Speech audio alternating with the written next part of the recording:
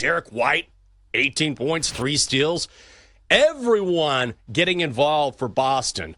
We talk about Tatum, and we talk about Jaylen Brown, and they are the two main superstars on this team, but everyone has been contributing. Kristaps Porzingis got it done in Game 1, so Boston a step closer to an NBA title by taking a 2-0 series lead. Chelsea Mavs tried to fight late in that game, and they were really close, but then we saw an incredible play with Derek White coming up and just making this amazing block on P.J. Washington. The Celtics would just keep the Mavericks at bay all game long. Yeah, it looks like the best team in the NBA, does it not? Mm-hmm. I know that we want a superstar-driven team. It is a superstar league, but the Celtics, in a world of superstars, they have theirs, but damn it, don't they look like the best team? I kind of knew that there was going to be trouble brewing for the Mavericks when the Celtics shot 3 of 15 from the three-point line in the first half, but yet they were still up 3 points. I think that is a testament to how deep this team is. Even when they're having an off night on one category of their offense, they can still make up for it in so many other ways. And I feel like we haven't even talked about their defense really much so far this series, but that's pretty good too, limiting Dallas to just 98 points in this one. So it just feels like they're too damn good. Like they were too damn good even without Kristaps Porzingis. Now they've added him to the mix. Even when he's not putting up like NBA Finals MVP numbers, he's still an X factor in this game. So this felt like the winnable game for the Mavericks, and they still didn't win. This has to be the gut punch. Didn't we talk about this last week? How not all losses are really created equal. Like that first game, okay, the Celtics played amazing. You weren't going to win that game anyway. But this game, you actually had a chance, and you still didn't win. Yeah. Mavericks with a 9-0 run, and they pull within 5 with a minute to play. And then I was talking about that block that White made on Washington. And I think that's the one thing that stands out to me that we've seen thus far in this series is that, we were talking about this on Friday. When you talk about championship teams, of course, this is a superstar-driven league, and of course, it's the superstars who generally lead the way. But championship teams are teams for a reason, and you have different guys step up in different moments to make huge plays. Even Peyton Pritchard with that ridiculous shot. Now, that's not something we see normally in most games, much less the NBA Finals. Those were the only points he had all night. But everyone in some way is contributing to the Celtics and their success thus far. And then conversely, you look at the Mavericks.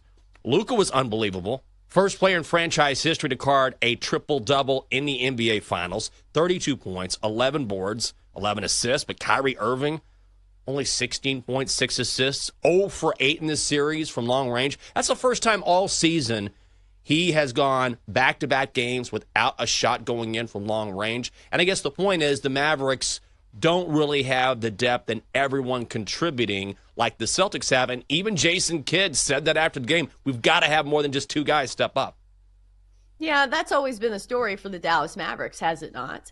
And I think we saw little flashes of greatness from their role players. Mm-hmm. But I think guys like P.J. Washington, and the other guys down the depth chart, it was coming a little regression, to some of the stats they had put up. Because P.J. Washington had an amazing series, I think, in the Western Conference Finals, or was it the one before? Anyways, point saying, I feel like the role players on the Celtics are way more dependable than the role players on the Mavericks, and we've seen that. I think usually that's the case when you play at home. The role players usually play better. But these are role players that have been battle-tested. Like, Al Horford's like 78. I don't know how many postseason games he's played in, but it feels like he has so much experience. And I know maybe he's not a quote-unquote role player because he plays a lot of minutes, but still, he's not Jaylen Brown. He's not Jason Tatum. So, yeah, the depth is definitely there for the Celtics. We knew that going in. Celtics going to Big D. 2-0 series lead. The Mavs are laying 1.5. The Mavs are minus 125 on the money line. The Celtics are plus 105. Your total is 212.5, Chelsea. So do we think the Mavericks get back in this series and pull off a win? Again, slight favorites. Or do you think the Celtics keep rolling because they haven't... Anytime it looks like they've been challenged early on, they weren't challenged in Game 1. In Game 2, even when the Mavs got close, the Celtics immediately said, nope, we're shutting the door. Can the Mavs make this interesting? How many times can I go to bat for the Dallas Mavericks and be proven wrong? Like, this is like when you're sitting and you're gambling on something and you keep losing. You're like, well, it's not going to hit red again, is it? Well, I don't know. The Celtics are pretty damn good. And I think the disheartening part of last night's game is the fact that the Celtics didn't even play to like the best of their capabilities. They played great team basketball, but started 3 of 15 from the 3-point range, still were up by 3 at halftime. It felt like whatever Dallas put out there went on an 8-0 run in the final minute of the game. Oh, the Celtics had an answer for that. On the defensive side, Derek White with a huge come from behind, swat on the defensive side of things. And then they make all the shots. And I'll say this, how many times in the postseason are the Mavericks going to have a terrible shooting night from the free throw line? This has to be the most frustrating part of this entire game. Because when you're a professional basketball team that's playing in the NBA Finals, how are you this bad at free throws, man? They went 16 of 24 overall, 66% from the line. And that's actually not as bad as it was in the first half. I think they were shooting like 56 or something. Like, how are you missing this many free throws? And when you're going against a team like the Celtics, you can't give these up. So I don't know. My faith is waning in the Mavericks, but I will say they're actually favored in this game. Yeah. Should we believe the books here? I don't know. I have to believe the Mavericks at least get one, right? Don't they have to? And Kyrie Irving, he can't be much worse. I mean, maybe not. Maybe not. They've got to be a more well-rounded team. And there's no question that when you look at these teams throughout the season, if you look at them on paper, the Celtics are the deeper, more well-rounded team. I get that. But at least in these two games, the Mavericks haven't had guys step up like we've seen. And Kyrie has to be that guy. There's just no question about it. I'm not putting it all on him, but he has to be better. He has to play like a superstar, and right now he's playing like a guy. He's playing like an okay player, a pretty decent player. Kyrie Irving is a brilliant player. Even LeBron said about Kyrie a couple weeks ago, he's the most gifted basketball player in the history of the NBA or that I've ever played with. Imagine LeBron saying that. And when Kyrie is on his game, he is unbelievable. But he has been really off. So I don't know if it's going back to Boston. I don't know if that Boston crowd is in his head. Maybe it's just coincidence. But when you go scoreless from three-point range in back-to-back games, and that's the first time that has happened all season long, man, you picked the worst time to go cold from deep, and it's not all about his three-point shooting, but he just hasn't been the Kyrie that we're used to seeing. I have to believe he's too good to have three very below-average games. Back at home, Mavs are a small favorite here. You can take the Mavs on the money line at minus 125. I got to believe Dallas at least makes this interesting on some level, but I don't know if I want to put my money on it, Chelsea. Well, that's the thing. There's too many sunk costs for me.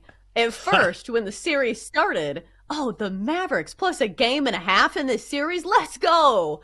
Okay, so they lost the first game. That's fine. You get a better price. Mavs plus 2.5 games in the series. Let's go. Okay, now, so they've lost 2 straight games. So at this point, I think I am out on trying to invest in the Mavs. Maybe it's the ultimate buy low spot, on a team that maybe hasn't played to its potential. But you could say that about the Celtics last night. You say, Kyrie Irving is not playing that well. Look at Jason Tatum. He went 6 of 22 from the field, 1 of 7 from the three-point line, only scored 18, and his team won. Like, that's the thing. Drew Holiday was the leading scorer for the Celtics last night. So as many ways as the Mavericks can get better, the free throw shooting, Kyrie Irving, even some of their not bench players, but their role players, guys like PJ Washington, who's been good throughout the postseason. Like, there are ways for the Mavericks to improve, but there's also ways for the Celtics to improve. And that's the scary part. I think that's a really good point. Even Jason Kidd came out, and this was very strategic, where he was talking about the Celtics, I don't know, within the past week, and he said, well, their best player is Jaylen Brown. and raised some eyebrows with that comment. I don't know if he meant it to be a slight, because most people would say, oh, it's Jason Tatum. It's Jason Tatum. Jason Tatum has been fine in this series. But Jaylen Brown has been better, I think, over the past couple of playoff series, because Jaylen Brown was the MVP of the Eastern Conference Finals. But it doesn't matter whether Jason Tatum is brilliant in this series or not, because the Celtics are so deep. But you make a good point, which is, look, imagine if he goes off, then what happens? Yeah. Do you think Jason Kidd did that as a strategy to try to like stir the pot in the locker room? I think he did it to get in Jason Tatum's head, is what he did.